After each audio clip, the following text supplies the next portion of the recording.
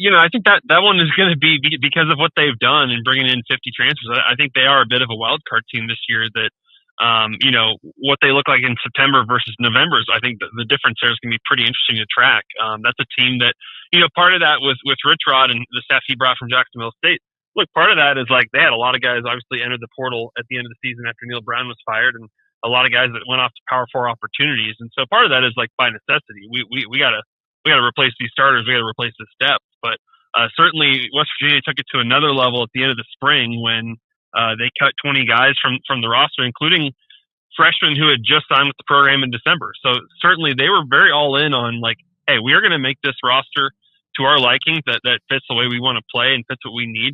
And in the winter and spring portals, like they were aggressive as hell in terms of going out and getting what they think they need. And look, that can be challenging. Like obviously it's a lot of money to spend on 50 guys, right? But certainly I think you see Rich Rodriguez has a lot of support from Ren Baker and the fan base there to go out and make a lot of moves in this first offseason. So I think it's a team that, like a bunch of these that in the Big 12 or the ACC, like it's going to kind of depend a little bit on like, can you hit on the FCS guys you take and some of those guys that you maybe reach for a little bit. But I think they got some good players. I mean, West Virginia's just one that took a ton on both sides of the ball, and it's going to be a totally different team than they had a year ago.